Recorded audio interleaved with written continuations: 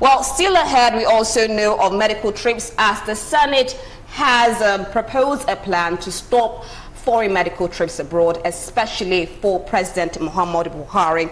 Now, the Senate on Thursday told State House officials to restrain the President Muhammadu Buhari from foreign trips for medical treatment in order to ensure the State House clinic becomes functional this year. That's the clinic at the Aso Villa. Now, the Senate Committee on Federal Character and Intergovernmental Affairs gave the warning when the State House Permanent Secretary Tijani Umar appeared before the panel to defend his 2021 budget estimate. The State House official had presented a budget of 19.7 billion naira for 2021, out of which 1.3 billion naira was proposed for the State House clinic.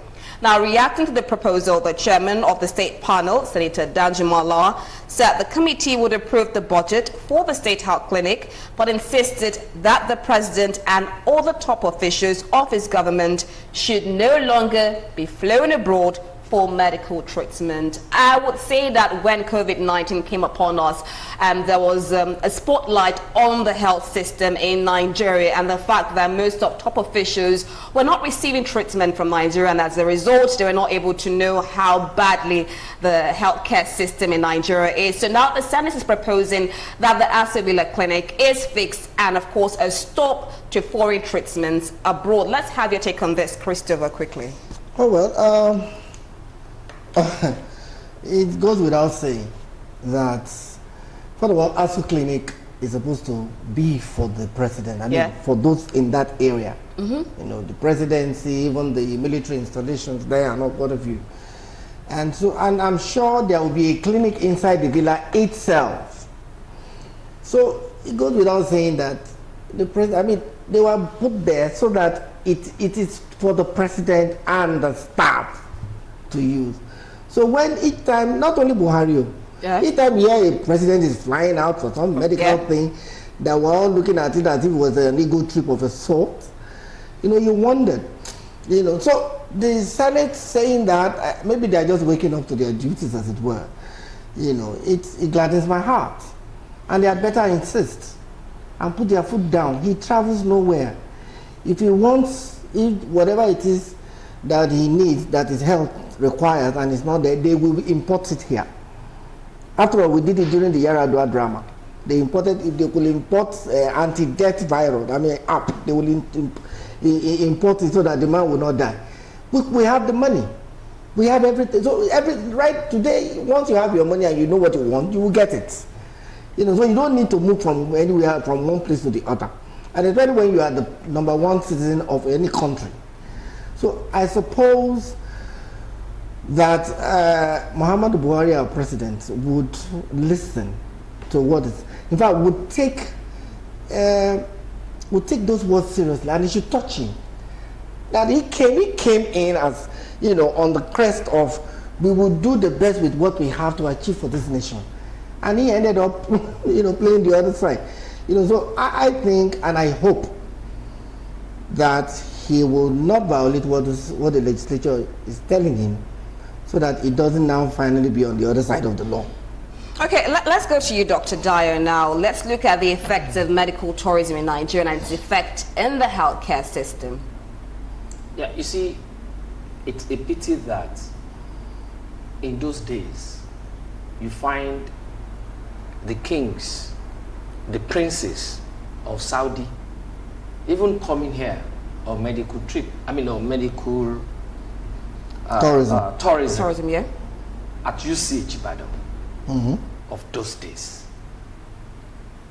It's appalling where those things had gone to within a short while, to the extent that even the ratio, the per ratio of doctors to the people, it's becoming and unbecoming, whereby getting health facilities to attend to ordinary malaria is now becoming a skyrocketed issue that you need to first of all climb a lot of hurdles for you to receive. It becomes more appalling when you now find out that every year there is a big appropriation to the clinic in Aso Rock. Yeah. Still, the president, the leaders, even the leaders, not only the presidents, the leaders, they still go abroad on health tourism. And what do you think that we have on our economy? It's draining our exchange, it's draining our foreign reserve. And to that extent, who pays for it? It is you and I. You know, because all those things, when you go there, when you are going there, you exchange your naira to dollar. To that extent, putting pressure on that dollar. And what is the effect? The concomitant effect of that is increase in exchange rates. And who bears the brunt? You and I. Because they themselves, they can easily go to central bank and say, hey, do you get? And then off they go. So I want to see the kind of power behind that statement that given by National Assembly. I want to believe that statement is not a vacuous statement to the extent that the president will not take it seriously, even though we've seen severally whereby there are infractions to court judgments, infractions to the constitution, infractions there and there. But it is time we sit up now, because the way the country is, I think what is happening in America should be a kind of a lesson to all of us, because we are all seeing it live. So it should be a lesson to our leaders. What has also happened during NSAS should be a big lesson to our leaders. Maybe we shouldn't go to that one for now. We should leave that one for now. Because this unnecessary medical tourism is draining on our foreign reserve. Mark you, the Minister of Finance also came up, I think during the week, talking about what is happening to our foreign reserve. Why will it not happen? Why? She is also part of them, because they are all going always on medical tourism, which is just an aspect of what they are doing. Okay, what other ways can we address, because it's clear to us that in Nigeria we have lots of health challenges, and I think one of the ways that people have posited is the fact to end medical tourism. What other way can we address the health challenges system in Nigeria? Because we even have a situation where there is no, what they call it now, it's you go to the hospital and you cannot get free medical care. I mean, those in the rural areas, there are even no health facilities. Yes, there are even no health facilities there. So what other way can we address this issue? You know, first of all, health, education, some civil security. They are local. They are supposed to be the states, you know, under the purview of the state governments, and then local governments. You know. So the federal government appropriating everything onto itself, you find that we are beginning to get the consequences now. Because if local government were allowed to fund their own healthcare system, you have hospitals working in most local governments. State government were allowed to do their own too. They will have state, you know, a hospital that befits that whole state. In which case, if you can't get that whatever service at your local government, there's a part, you know, there's a general hospital that includes that ailment your local government cannot cure. So it's boiling down to decentralization. It's coming down to restructuring. Do you understand? So I think the way forward is that there's no way we can run away from this overarching word called restructuring, decentralization, or devolution of powers, because this is where we are feeling it now.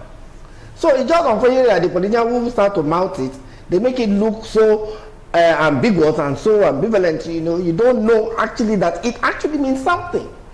Because restructuring speaks to everyday living, from the macro to the micro. Digital devolution of powers. Look at Lagos State. I'm sure we'll soon get there. Before we got to massacre, all right, we saw a governor that we saw would have showed to us that he was helpless. We didn't know that some other things were going on behind, but thank God we are safe. But if we knew that the governor had absolute power security-wise, then we can hold him accountable for whatever happened. Do you understand? Yeah. So right now, everybody is just passing that ball, that blame, and we are just looking like spectators, even though we are the ones affected. So when we speak about restructuring and evolution of power, decentralization, or whatever, this is what we're talking about. So that at the end of the day, nobody has any excuse, especially people in power, to say they are shooting out for medical tourism. Because we know that what the local government doesn't have health-wise, the state government will have. If the state hospital doesn't have it, the federal will have it. So the federal is supposed to be the height, the pinnacle of it. So whatever you don't get in those two areas, you get at the federal. You must not cross this country to go and look for it. Because I always remember what Fashola said. He said, I think he was commissioning a machine or something. And he said it, and he said, what we cannot produce, we have the money to buy. Right. Because if you want, well, okay, from where are they buying the latest car? Before the latest brand of car come out anywhere in the world, is here. Before the latest phone comes out in the world, it's here. Yeah. Did we use air to buy it? We use money to command it here. In the same way, if you could command the latest phone and brag about it, bring it here, you can also brag about the latest hospital equipment, hospital technology. Yeah. You know, you can brag about it here and bring them here. So we just, I think to some extent, not to some extent, in fact, I think to all extent, the people in government, they obviously do not get it. Because if you ask a governor, say, well, I just bought a good phone. In fact, Nokia brought this phone to me all the way from New York. Nokia could bring phone to you all the way from New York. They can't, the hospital there cannot pack their wares and put to your state, put in your state. Yeah. So you can see where our priorities lie. You can see how our mindset work in power. So all of this is all about mindset. What premium do they place on what concerns the people that they govern, as opposed to what concerns them personally? All right. So okay. Well, we cannot continue to overemphasize the importance of the health sector and, of course, developing the health sector in Nigeria. Of course, we say where there is life, there is hope.